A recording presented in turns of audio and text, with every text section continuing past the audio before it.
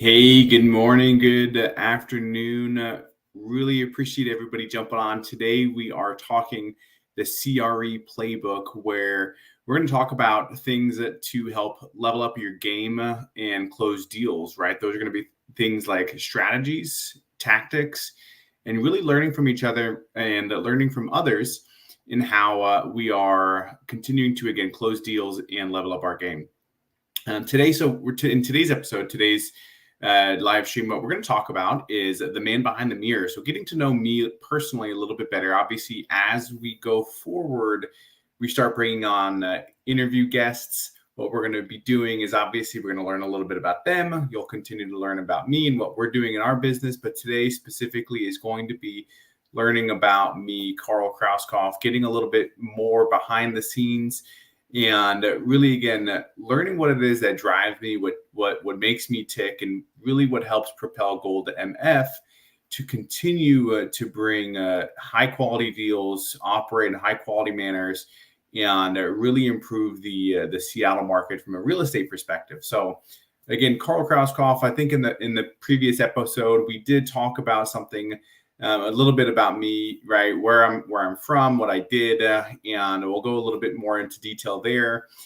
Talk a little bit about what it is that I do from outside of work, right? Or rather, what it is that I do outside of work to make sure that I'm in my tip-top health, and what I'm working towards as well from a legacy standpoint. So we'll talk about health and wellness today. Right. What is it that I do from a fitness routine, from a dietary perspective? And then we'll talk a little bit about legacy, right? So why are we doing this? Why am I doing this? Why is this so important to me? Not necessarily the CRE playbook, but more broadly, starting a business and really putting all of my heart and soul into growing this business. So we'll talk quite a bit about that as well on today's episode of the CRE Playbook: Deals, Strategies, and Tactics. So to start off at the beginning, Carl Krauskopf, I grew up in the sunny state of Florida. I grew up in Cape Canaveral, where, yes, we had rocket launches very frequently, right? And I lived in a place that was so close that as the ships or as the rockets were going up, we could literally feel our windows shake, rattle, and roll. And usually what would end up happening is when those ships, or those ships at that point, were coming back into orbit and coming back to land, usually they were landing around anywhere in the middle of the night, usually around midnight to 2 a.m. Why they chose that time, I don't know. But what would end up happening is they would break the sound barrier, which would cause this huge boom of reentry, and that boom would obviously wake the majority of the people up. So imagine sleeping, all of a sudden you hear what seems and sounds like a gunshot right outside your window. Your windows rattle, you wake up, and again you realize, yes, that was the spaceship coming back into orbit. And so on those days we really started getting into a position where we would my family would say, hey, tonight's is the night when we get the space coming, the shuttle coming back into orbit. So when you do hear that noise, just don't be alarmed. Again, grew up in Cape Canaveral, was a beautiful place. I live in Seattle now, and my wife and I had we did have a pit stop in Dallas, in between the Florida, which is where we spent the majority of our life. Grew up and spent some time in Dallas, about 4 years. Really was a good state, was a good place. And, it was a great market for us to get started, really be a strong stepping stone in terms of wealth generation, right? We bought our first home there. We did a little live and flip. We sold it, made some money, but we realized that we wanted to be in a state where we could recreate and we could go outdoors and really enjoy the great outdoors. That's one of our passions, is being outside as much as possible, whether it's hiking, whether it is mountaineering and or skiing. Just an incredible place to be is in the Washington area, and we've been here now for 6 years. So I talked a little bit about hiking, going back and rewinding a little bit back into the days of Florida. the big thing to do there was, I grew up surfing, I grew up snorkeling. Absolutely loved it. It was a fun time, but again, moving away from that space and into the Dallas, that really took away that outdoor activity. And we had never hiked before, and living in Dallas, what we ended up doing is we went and explored kind of around the North Dallas, North Texas, and then we made our way into Colorado. And that's where when we fell in love with the outdoors from a different perspective other than surfing and snorkeling, really was hiking and just having adventures, all day adventures in that space. Sun protected, which was nice. And again, being in Washington, we've got a high degree of access to both the mountains, right? Hiking, snowboarding. And then also when we do want to go out to the coast of Washington, and we actually surf out there now, right? We're using wetsuits and booties and gloves and all that kind of stuff. That's obviously a little bit different for us and from the Florida surfing days, but it's gets us that little itch that we have. In growing in continuing in the Florida space, I got my undergrad. My wife and I, we met in college. We met at our undergrad in Lakeland, Florida, which is between Tampa and Orlando. We graduated about a semester apart from each other. We moved down to West Palm Beach, where we both attended Palm Beach Atlantic. We obtained our master's degree there. I graduated with an MBA. I started working for a hospital company known as Tenet Healthcare, St. Mary's Medical Center. It was my very first real job. I was a file clerk, and over the course of while going to school for my MBA, I ended up working as a file clerk, working my way up through human resources. It was a generalist, became a specialist, a recruiter, and then graduated. When I graduated with my MBA, what I ended up doing is looking for a leadership development program. So I continued on with Tenet's subsidiary, Conifer Health, which was more focused on the business operation, the business services, the back end of Tenet Healthcare, and which really stepped me away from the clinical setting, which was fine. And it really gave me a good rounding in terms of, again, being able to provide high tech, high process driven services for a larger company. And so I took a lot of those skill sets, a lot of those skills that I built up during those, about 10, the leadership program was 2 years. The actual tenure with Conifer was 10 years. So I took a lot of those skills that I gained during that period, and it really transformed and translated very, very well into the real estate space. One of the biggest things that I like to say is, from an influence standpoint, being able to work in what's called a matrixed organization, where you don't have necessarily any one person or department reporting directly to you, but you've got a vested interest in whether it's some kind of strategic initiative or really building out an operational platform to help improve one aspect or another of the operations. And so, again, working in that matrixed organization, my big struggle was getting VPs and other high level employees to step away from their day job, essentially, and be able to support whatever initiative it was that I was leading at the time. And, that's not always very welcomed in the workplace, because you're adding more work to the leader's plate. So again, a lot of what I did in that time was working in a matrix organization, working on and leading strategic initiatives. And a lot of those were relative to increasing income, right? Revenue generation. How are we going to get more clients? How are we going to upsell our existing clients? How are we going to make our existing offerings more profitable by being able to charge more? And on the flip side of that, obviously would be the expenses, and how do we become more of a lean operator? how do we reduce our expenses, whether it's the payroll side of things, whether it's vendor contracts. And there's obviously a lot more that goes into the expense bucket. And so a lot of that work also translates into the apartment space and the real estate space. Is how do we target ways to increase income and decrease expenses at the same time without necessarily sacrificing the quality of housing or the quality of care or the quality of service that we're providing our clients. And in the case of multifamily real estate, it's instead of a client, it's a tenant. How do we provide an incredible experience to our tenants while increasing our income and also decreasing our expense at the same time? So I've spent 10 years in that space. And, one of the things that I found that I really loved, besides obviously the things that I was doing there, but one of the character traits that I absolutely loved growing was growth, was the ability to go out, acquire new clients, work with those clients, and really focus on the top line growth. And that has been something that is one of our core values. Growth is really top of mind for us. So how do we grow our reach? How do we grow our service offering? How do we grow our apartment acquisitions?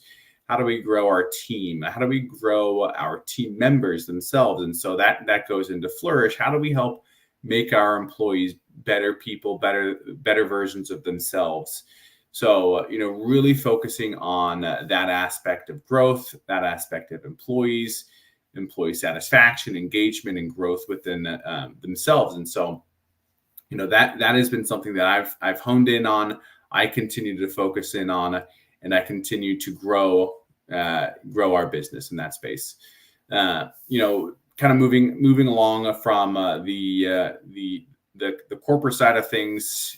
One thing that I want to circle back to is the health and wellness side. So from a fitness standpoint, one of our biggest things from a mental health standpoint is getting out and going out, exploring nature. That gives us an ability to really disconnect from the world, disconnect from responsibilities relative to the day-to-day grind, and really get us into a spot where we can connect with each other, my family, my wife, daughter, and I, as well as connect with ourselves, right? It's a great time to internalize some of the things from the week. It's a great time to also get physical, right? We're talking about going out for hikes. We're talking about hiking for several miles, 10 miles sometimes, and elevation gain for all my flatlanders or the people who I grew up with in Florida and Dallas. One thing that we did not experience was elevation gain. Quick story on that. My very first backpacking or my very first real hiking trip, it was the first day I had planned was a 13-mile day, which I had done half marathons in the past, and I thought, hey, we can do a 13-mile. Oh, and by the way, there's 5,700 feet of elevation gain over that same 13 miles, but that's whatever. We've run 13 miles before, so we can obviously hike 13 miles. All that to say is that elevation just completely wiped us out. It was very, very difficult. This was back when we lived in Dallas, and we had no idea what we were getting into when it comes to elevation. So again, that from a fitness standpoint, from a physical health and a mental health standpoint, we absolutely love and take advantage as frequently as possible, getting out into the mountains, getting out into the forest, and really connecting with each other, connecting with ourselves. And that is something that I truly value for my family, for my partners, and for any others that are in the space and that are looking to continue to improve themselves. I think as long as you've got access, you should certainly be getting out and, again, disconnecting with responsibilities, connecting with yourselves mentally, connecting with your loved ones mentally as well. And that's obviously we're not able to get out every day, let alone even every week to get out and go out for several hours, 4 or 5 hours of hiking. It's just not feasible. So it's usually every other week, somewhere thereabouts, that we're able to get out and do those kind of hikes. And so what are we doing in the meantime, right? I am what I like to call, and working towards, continuing to work towards, continuing to improve towards a long distance runner, an endurance runner. And so I've hired a coach earlier this year who has helped me build out my base, who has really helped me grow in this position, or this desire of being able to run.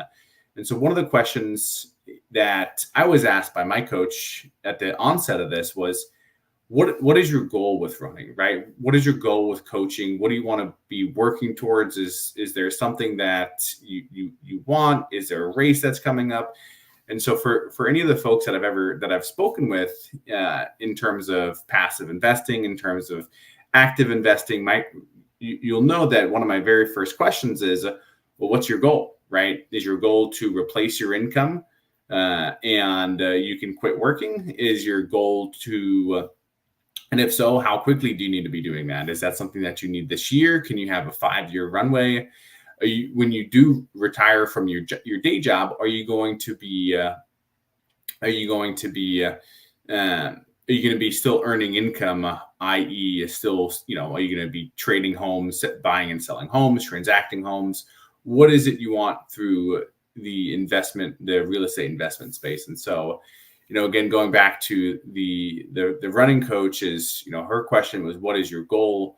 Now, mine was relatively vague and ambiguous, which was, although, still somewhat defined, was at any given point, I want to be able to pick up and go run a 50K within a day's notice, right? I want to get a call. I want to get that call from a friend who said, hey, my racing buddy just dropped out.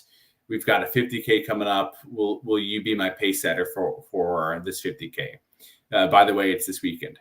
And as long as my calendar, my schedule allows, I want the physical ability to say yes. I don't want to have to say, I need to train for 6 months in order to do a 50K. I want to be able to drop anything and everything, so long as it's reasonable, and get out and do a 50K within a day's notice. That is, and that is what I told my coach. And so that is the system, that is the process that we're building towards, is, again, to be able to pick up, go run a 50K at a day's notice. And, I think going back into the investing space and relating this back into the investing space is, what is it that I or that you want to be able to do with real estate investing? And I think the way that I would relate that is, okay, well, do you, you still want to be working, you still want to be earning, ideally through earned income in the real estate space, but I want to be able to stop working at a given notice and go on a vacation, right, to the Andes Mountains or the Peruvian mountains, somewhere to where I can say, hey, we got a great flight ticket. We got a great flight price, babe. We're on the next plane and no problem. Now, obviously, there's a couple ways that you have to be able to work up to that. You need the actual residual income, but you need the residual income to pay for your expenses. And how are you going to be able to do that? So we do a backwards reverse engineering to say, okay, if that's what you need, what are your expenses that you need to cover? What are your fixed expenses, your determinable variable expenses? That's your number. That's your absolute bare minimum number that you have to be able to meet. Now, you want to exceed it, so that way you can, again, have a surplus of savings. That's the number that you're working towards from a passive income standpoint. That's the ability. That's the point where you can say, I want to go pick up and run a 50K tomorrow. I want to pick up and go to the Peruvian mountains tomorrow, wherever it happens to be. So, again, working and comparing that endurance running to a real estate investing or an investing space. Now, a couple others is from a health and wellness standpoint. A few things that I absolutely love. Cold plunging, cold plunge daily. Absolutely still love that.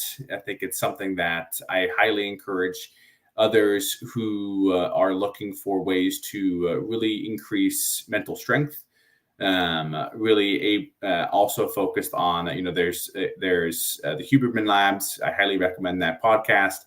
And what they talk a lot about is the benefits of cold plunging and how it relates back to brown fat, an increase in brown fat, which is furnace fat is what they call it, which helps to actually burn other portions, other viscous fat. So highly encourage you to do your own research and jump into that. I've absolutely loved it. It's been life-changing for us this year. And how I discovered that was we went to a day spa, Scandinave, up in Whistler, and something that we had never done before, but we tried it out. We, where you do the hot therapy. So it was hot sauna or hot tub or steam room, something thereabouts. And then you go into a cold plunge, a cold tank, a cold waterfall. And then you go into this relax room where it's, perfect 78 degrees, high humidity, you relax and your skin just radiates because all the blood is rushing from your organs back into your extremities. And it just gives you this euphoric feeling. So it's something that I absolutely love and again, still practice regularly. From a dietary standpoint, for me, fasting, intermediate fasting, long fasting are both things that I practice regularly. Usually on most days, I am doing one meal or close to one meal a day, fasting breakfast, lunch, and usually eating an early dinner around usually 4:30 to 5:30, anywhere in between there. And what I'm actually eating is I get about 98% of my calories from between red meat and eggs. Now, I would say 95% is probably red meat. 3% would be 3 or 4% from eggs. And then usually 1-2% in dairy, and then usually another percent in incidentals. Incidentals meaning like oils and things that, when we go out to eat, I just can't separate, onions and some other stuff like that is just too difficult to remove. But for the vast majority of it, I am on a 95% caloric red meat, 3% eggs, 1 or 2% in dairy, and 1% in incidentals. Why do I do that? I do that because it is what makes my body work and operate at its peak. I have been doing this diet for since April 2022. So right now it is November 2023.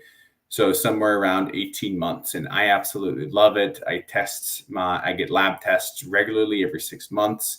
Now, of course, you can imagine some areas that are high, some areas that are incredibly low. Now, obviously, I'm also under the care of a regular care of a physician. And based on lab results, she says you're still at 0% risk of a cardiac event or kidney or liver failure or any major organ detriment. And and I continue to monitor that against every 6 months because I want to make sure that what makes my body run is running at its peak, and then my mental capacity is also running at its peak. And so that diet works perfectly for me. A lot of people it doesn't work for. Totally understand that. And I am not advocating for anybody else to pick it up. It is a very, very restrictive diet. I do love it, and it works really, really well for me. Helps me, again, get through and really focus and have a high level of focus throughout the day. And I love it. Now, the last piece that I want to talk about is why in legacy. And so what are we building towards? I think a lot of people start off in this business again, going back to the running coach. I want to be able to stop at any minute and go on a vacation to the Peruvian mountains. Now, that's obviously the start of it. And then same start with me. I wanted $10,000 a month to be able to go retire and not have to do anything and just live on the beach and be done with it. That quickly morphed into I want that, and I want to build a business to where I can sell the business and make some kind of large exit on the back end. Now that certainly has continued. that is certainly continue to scale up, and that is more so the mentality that I'm building, is building a business to where we can have a proverbial exit. And that exit, it's then the question is, what do we do with that exit, right? What do we do with that exit value? And so I think a couple things to that's worth mentioning is, first and foremost is family legacy, making sure that my immediate family and my indirect family are well established, well taken care of. Some of those things would be obviously higher education. I, having gotten an undergrad and an MBA, both without any student loans, I want to be able to give that blessing to my kids and as many kids as possible. So that's first and foremost. Then it's starting to take care of more and more things. Obviously, not, the one big thing that I don't want is I don't want to have essentially a trust fund baby, to where they are non-reliant, or they're over-reliant, I should say, over-reliant on a particular lump sum of money. And so I do want those kids, my kids, to have those challenges, but knowing somewhere along the lines, if everything else fails or they need the assistance, they've got that assistance. A couple others is going to be, again, angel investing is one of my big passions, and one of the things that I want to be doing. I passively invest in other people's funds. I passively invest in my own deals, and I want to continue to do that. But I want to scale that. I want to scale angel investing, passive investing in areas like technology, to where the investing is infinitely more scalable than an individual asset. And so, obviously with that comes a lot more risk. With that comes a lot more education. And so that is further down in my career, further down in my life. Not something that I'm particularly worried about right now. But in order to get to there, obviously it's a long education path. It's a long capital rate. It's a long capital stack building. And so that's where I'm working towards. A couple other things. A few of you have seen, sleep, mentions of sleep. And so, looking at technology, looking at ways to improve or alter or optimize our sleeping capability, us as in humans. And so what can we do? What can I do there with that? Just a couple things to mention. I think, and I see where I'm wrapping up on time. Health and wellness, fitness, legacy, family. Just a few things, again, for you to better understand what it is that is making me tick, what it is that's driving me to do what it is that I'm doing. And I would love if you shared this. Again, kind of talking about next episode, or next is what we're going to talk about, is going to be more so in the macroeconomic space. Followed that later this month, we're going to have our first interview guest, and we're going to start transitioning to that style, where we're going to have guests that come on, that interview with us, and we're going to get to know them better, their market, their investment strategy. We're also going to have operating partners, like insurance agents and title attorneys and title reps and legal, and a bunch of other things to help us. Obviously, the big thing here is strategy and tactics. And so we need to be able to talk to some of those people that are tactically able to help us make this business run. And we want to hear from them directly. What is it as operators can we do? What is it as active investors and passive investors can we do to make our business and our investment stronger? So we're going to be bringing on some of those folks as well. Keep an eye out for that. We do have a meetup coming up every month. We've got a happy hour and a meetup every month. So if you are in the Seattle area, I'd love to see you there. Keep an eye out on LinkedIn. You can follow me at linkedin.com/Carl-Krauskopf, or find me at gold-mf.com. Would love to connect with you. I do have my Calendly link on there. So if you do want to grab 15 minutes with me, talk about long distance running, endurance running, mountain climbing, hiking, investing, real estate, commercial real estate, multifamily, anything under the sun that makes sense to you and that you've got questions and that I can help you with, I would love to talk about them. If this was helpful, if this content is helpful for you, if you found it helpful, or if somebody else could use some help, getting into their next deal or even closing their existing deal, feel free to share this episode with them. I would love to be part of their life and their journey as well as yours.